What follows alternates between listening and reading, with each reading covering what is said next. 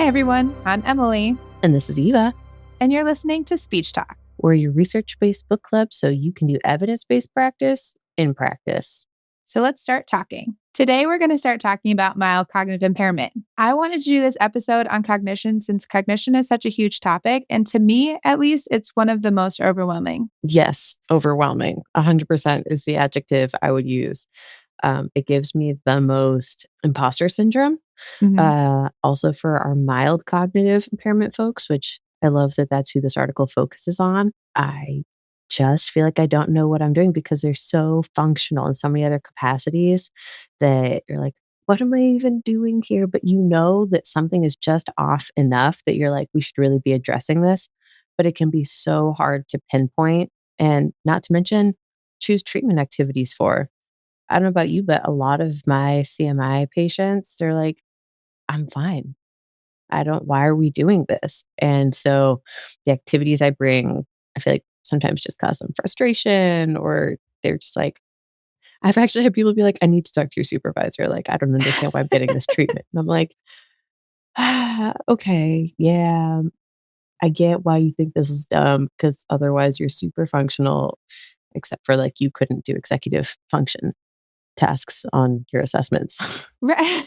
Right. And that's the thing. It's like, I find that specifically for this crowd, I'm really trying to convince them, like, this is not typical. Like, we can address this. I can teach you things. We can get ahead of this. Like, let's try. And then I bring my tablet with my games and they're like, you're kidding, right? This is a joke. Like, you're actually joking. And I'm like, no, like, here are my strategies to like couple with these games. Like, let's download it on your tablet. They're like, what? Yeah. They're like, and you're billing for this? Excuse me? Yeah. So I'm really glad that we're doing this topic today because I really think this is something that causes a lot of anxiety for me at work. So we wanted to talk about CMI treatment strategies to understand what, according to current research, is helpful and what isn't. So this week's article is titled Comparative Efficacy of 7 Non-Pharmacological Interventions on Global Cognition of Older Adults with and Without Mild Cognitive Impairments, a network meta-analysis of randomized controlled trials. Oh, I thought I was going to do it in one breath. I couldn't. Okay. No, that's how you know, like, it's a long title. It's like, it's a big gasp. For context, on our notes, this takes up a whole paragraph, just the title. And it was by Seok, JW, Kim et al. The researchers were looking at, in general, there's this growing evidence showing that non-pharmaceutical interventions are as effective as pharmaceutical ones, which they assess through neuroimaging. So I just thought that is so Yeah. interesting, right? Like, And it's impressive that like you can actually look at it now. Like not only can we be instituting these various trials, but we are increasingly getting the imaging to back it up. That's pretty amazing. yeah, and we talk about like pharmaceutical interventions in general, like that is one, pharmaceutical companies are like such big business. So any any workaround to not have our patients paying for all of these medications is awesome. And then to say that they're as effective, like these things that you can do, that you can actively incorporate without having to have to go to your doctor for extra things, like that's amazing. Yeah. And another quick comment is that if you've ever worked in a dementia ward, you see a lot of people who have like the zombie walk, they're kind of glazed over. And so, in as much as we can be implementing non pharmaceutical interventions and helping our patients avoid potentially heavier pharmaceuticals, the kind that really dull other aspects of yourself, that's great. Particularly for mild cognitive impairments, you don't want to have to over medicate when most of things are fine. Yeah.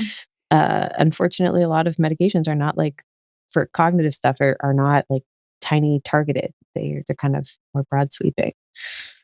We should really talk to somebody who does like pharmacology and learn more. Yeah. Yeah. Next, more podcast episodes. This article, they were specifically looking at how comparing the efficacy of these different approaches. They looked at increasing growth factor. And you can't see my little air quotes, but we looked up what this meant. And it appears to be either like a neuron growth or a protein growth, something or hormonal. We weren't able to really nail down what is They growth also didn't say in the article, factor. they just said growth factor, super unhelpful, but it's Yeah. there. Something is growing and it's a factor, you guys. They are looking at increasing the brain's processes that help remove damaged cells, regulating oxygen stress levels, and decreasing the brain's creation of a protein that produces inflammation. Additionally, something called amyloid beta pathology, which is a hallmark feature of Alzheimer's disease, is shown to decrease in these studies. Yeah, you can tell by how we stumble over a lot of these phrases that we know a lot about the brain. We're like there's some the, just pathology beta processes protein. So the main purpose of this article was to look at non-pharmacological approaches to cognitive intervention for people 55 and older who were A, healthy, i.e., not having cognitive impairments, or for those who have mild cognitive impairments, MCI. And the researchers were looking at articles to see if people improved using non pharmacological approaches and what the similarities or differences were between the groups. And what are those non-pharmacological approaches they included, you may ask? What were they? Let's see. They did a CTI, cognitive training intervention. One of the articles they cited used memory training, use of visual imagery training, and mnemonics. They did some non invasive brain stimulation like TMS, music therapy, ACU, which is like acupuncture, acupressure. I was telling Emily I'm going to have to start taking acupuncture seriously and probably tell my sister in law that it's valid after all, even though I've teased her about it. Mind body exercises. It just seems so weird. You're getting poked. I know. Whatever. Yeah. I always think of that scene from what's the panda movie Uh, with Kung Jack Pao Black? Kung Fu Pao Panda? Panda. Kung Kung Fu Fu Panda? Panda. Yeah. Kung Pao Yeah. I just Panda. think of Oh, that scene no. where he's like, gets the acupuncture needle and it makes his face go all weird. Anyways, acupuncture is valid now, people. And then there was some mind body exercises. If you are wondering what just broadly mind body means, some of the studies they looked at, people are doing Qigong, which is kind of a Tai Chi situation. In others, it looked at training patients' attention, visuospatial, perceptual, multitasking, planning skills, all while focusing on postural stability. So I don't know about you guys, but I have this like crazy visual of an old biddy just standing on one leg, balancing her checkbook or balancing your body and your checkbook at the same Yes. time.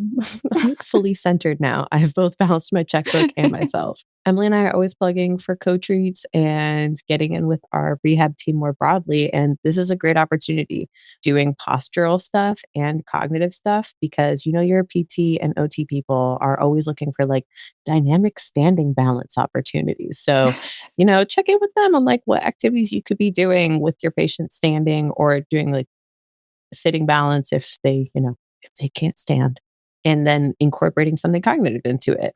Wonderful co-treat. Oh, yeah, and there was meditation. They also did meditation. Oh, don't forget. So there was two control groups they used to compare. One was passive treatment, so they really didn't receive any intervention, and one they labeled a sham, which was essentially a fake or placebo intervention, which they did physical exercise, which is funny because like Yeah. physical, Physical exercise is great and yeah. helps everything. So, So why are we calling it a sham? Not a sham. yeah. It's great. So let's talk about what they found. Turns out all therapy techniques showed a significant positive outcome for participants, even the sham intervention, which now when people are like, this doesn't make any sense, like this is like a fake activity, I'll be like, it is, and that still counts. It's still helpful. Um, I had a supervisor one time who I was like, I honestly feel like I'm faking it. Like I'm trying, but these activities don't feel like they're making a difference. And she was like, look, you're getting in there, getting some FaceTime in there, you're making them think. And even if it feels silly, like this is still helpful. And I don't know, I think I kind of blew that off. I was like, things need to be more rigorous than that. But apparently they don't. So if you're struggling for a couple treatment sessions while you're trying to find your footing, hey, getting in there and just trying stuff, whether it's, even just physical exercises, apparently helps. I'm glad to know that. I feel so validated. It is validating because I mean, we all have those bad days where it's like, "Poof," like, we're reading the newspaper today, we're discussing it because I can't think. So we're just but it's good to have those days where it's like, you know, even though it wasn't my best therapy day, I'm still helping. Still making a difference. Yeah, man. I read an article and in the opening paragraph, it was like, as a speech therapist, we often have these days where we ask ourselves, am I even helping? And I was like, oh God, I feel so seen. But very quickly, the one activity that didn't show improvement was the passive control group or the true placebo groups. So small caveat there. They said that the research showed no significant superiority of any of the techniques necessarily, but they did show a pattern of sorts. So people without MCI showed the highest improvement through mind body, ACU or the acupuncture, cognitive training intervention, and meditation techniques, whereas the MCI group showed the highest improvement also with mind body, ACU, and CTI, but additionally benefited from non invasive brain stimulation. So that's the TMS or the transcranial magnetic stimulation. God, I appreciate abbreviations because some of those phrases are so freaking long. You know, say transcranial magnetic stimulation 10 times. I don't think I could. Yeah, I can't. And I've never seen this. Have you ever seen this happening in practice? This non TMS? Yeah. No, I don't know. Well, and in terms of things that we can actually apply in practice, not really one. Yeah. One can't really do that. We did have like an e-stim on site for PT at a location I was at, which was cool. I like seeing people do it, and it seems to really help. People would come in and be like, give me the electrode thing." But we will not be Frankenstein anytime Yeah, soon, but like, no yeah, monsters running around. but that was like more on like targeted body parts for like chronic pain and stuff. That was Mhm. how it was used on our site. So not exactly a non-invasive brain stimulation. Uh, gotta, I don't know, send people out for that. This episode is brought to you by Polestar. There's only one true way to experience the all-electric luxury SUV Polestar 3, and that's to take a test drive. It can go from 0 to 60 in as little as 4.8 seconds with the dynamic handling of a sports car. But to truly understand how it commands the road, you need to be behind the wheel. Up to 350 miles of range, the 3D surround sound system by Bowers & Wilkins. It's all something you have to experience to believe. So book your test drive for Polestar 3 today at polestar.com. Have you ever spotted McDonald's hot, crispy fries right as they're being scooped into the carton? And time just stands still. Ba-da-ba-ba-ba. Limitations of the study. Their primary concern listed was validity of the findings was small, what was a small sample size. So the number of research articles they had, only MCI were limited, which can skew the implications and results. Yeah. So if like you're doing this meta review and you're like, okay, I'm looking for mild cognitive impairment, acupuncture, or music therapy research, turns out not a lot of people are doing that. So whatever the findings are going to be from those limited research articles are going to look really big because they're not being compared against a lot of other stuff. They also excluded people with neurological and psychological disorders like schizophrenia, MS, and people with dementia, which is, a big subset of our aging population. Yeah. And they were missing that long term follow up. So, wanting to know how effective these techniques are over time was not visible from this meta analysis. Again, great research opportunity, man. Do go to the park, do some Qigong with some people who have mild cognitive impairments. Go back, do it a month later, go a month later, do it again, and see if it helps long term. Let's check it out. So I don't know about you, but I feel like this article just gave me more peace of mind and an ability to explain more clearly why my brain games are beneficial.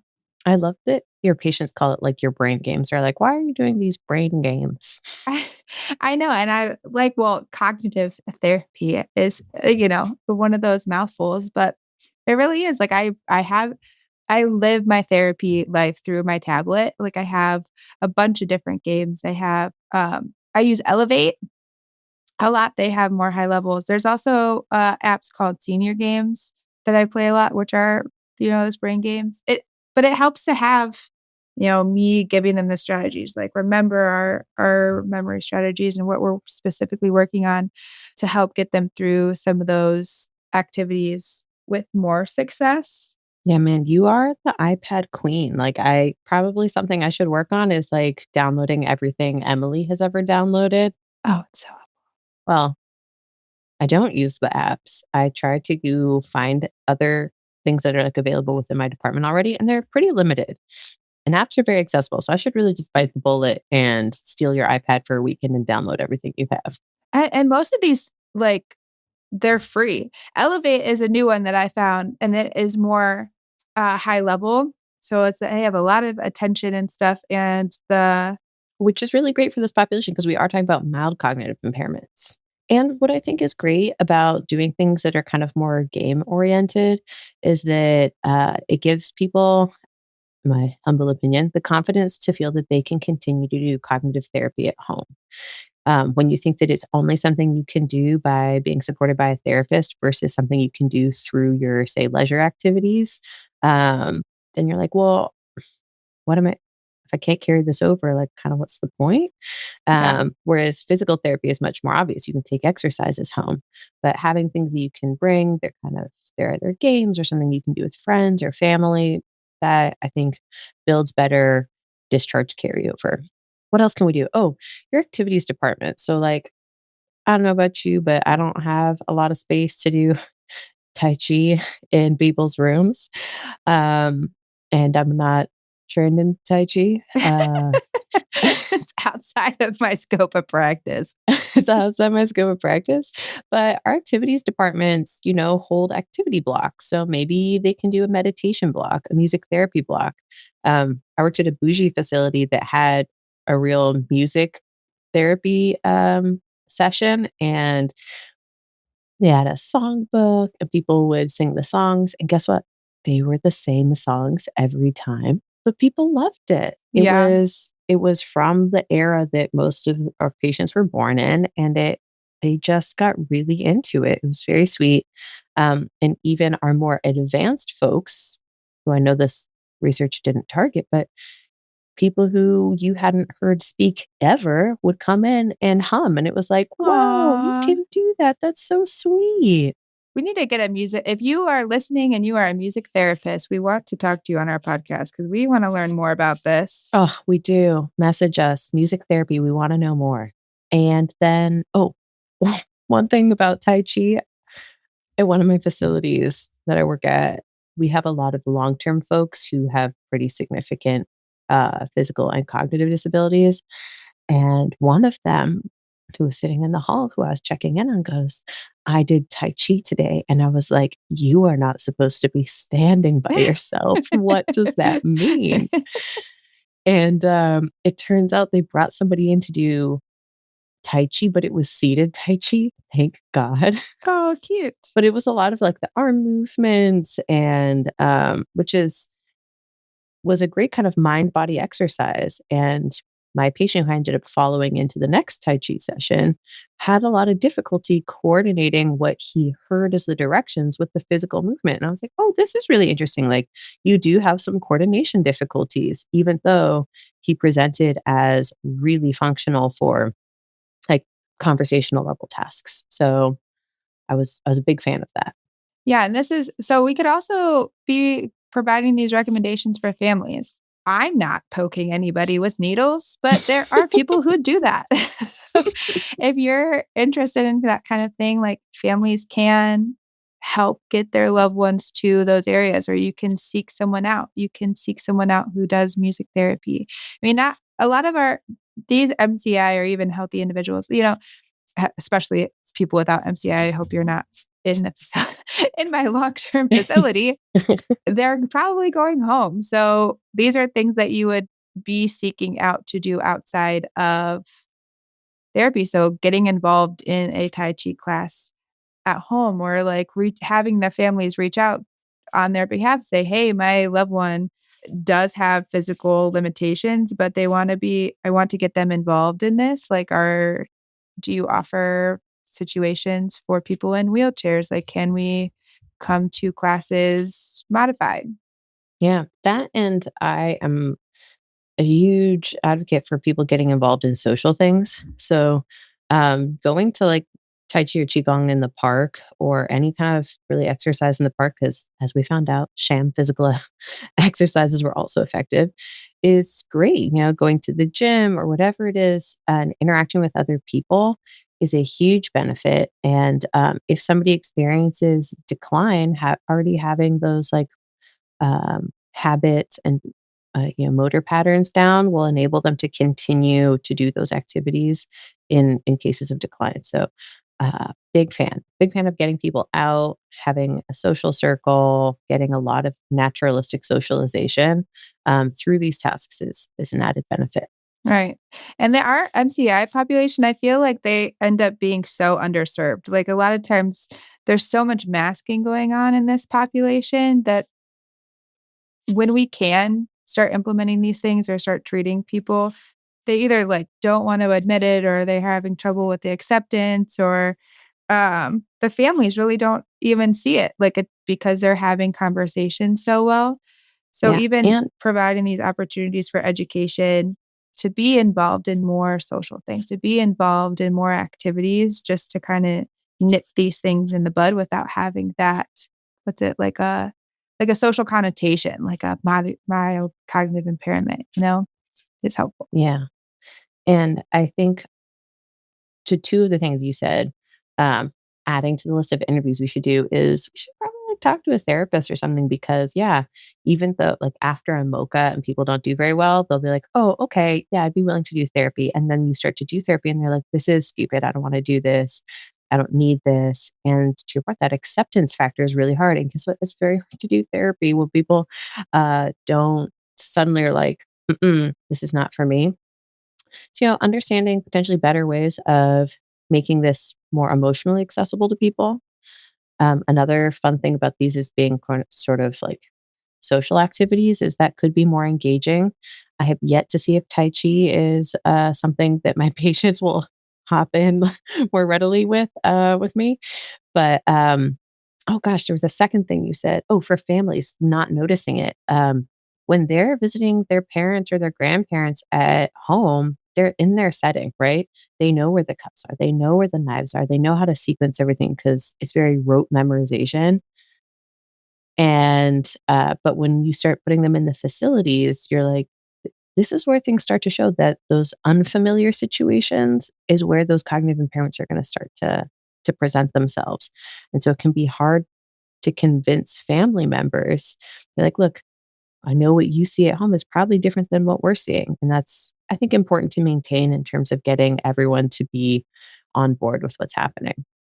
To wrap this up, cognitive stimulation is a valid treatment for MCI and for healthy individuals too, which is surprising. Yeah. If you do the mocha and they're within functioning levels, still tell them to go to the park and exercise. No shame in that game. Because we're going to increase and maintain these cognitive functions. And don't be afraid to stand up for your brain games. Yeah. Promote those with confidence. They are beneficial. Don't let them Yeah. bully you into thinking they're dumb. Oh my God, I'm so bullyable by my patients. It's so crazy. I know, and I You're like, collapse like this a is deck of dumb. I'm like, cards. They "Mm-mm." they do. They say, "This is dumb." And I say, "Oh, I know. No. I'm sorry. This is what I have to do." I'm like, right. I'm always like leaving the room apologizing for my behavior. I'm like, you're right. I shouldn't have come in here. Anyways, all that is to say is that mild cognitive impairments do have impacts on people's lives. And in as far as we can support our patients to ameliorate that impact, we should be trying. And there are a lot of valid intervention strategies Don't be afraid to try. You got this. And let us know. And let us know how it works. Let us know how it's going. Tell us about how your MCI patients bully. Share your successes, but also share the sad stories. We love those too. But thanks for listening, guys. Thanks for listening. Bye. Bye. You've been listening to Speech Talk. Thank you, everyone, for coming to listen to our research book club. Until next time, keep learning and leading with research. If you like this episode and you want to give us some love, please rate us on your favorite podcasting app. Leave a review and tell the world, because as podcasters, our love language is in positive affirmations. If you have a research topic you want us to cover, or you have episode comments, clinical experience you want to share, or just want to send us some love letters, send us an email at hello@speechtalkpod.com. If you want even more Speech Talk content, check out our website at speechtalkpod.com, where you can find all of our resources we made for you, copies of articles covered, and Eva's blog following these topics and more. We're your hosts, Eva Johnson and Emily Brady. Our editor and engineer is Andrew Sims. Our music is by Omar Ben-Zvi. Our executive producers are Aaron Corney, Rob Goldman, and Shanti Brook. To learn about Speech Talk's program disclaimer and ethics policy, verification and licensing terms, and HIPAA release terms, you can go to speechtalkpod.com/disclaimers. Speech Talk is a proud member of the Human Content Podcast Network.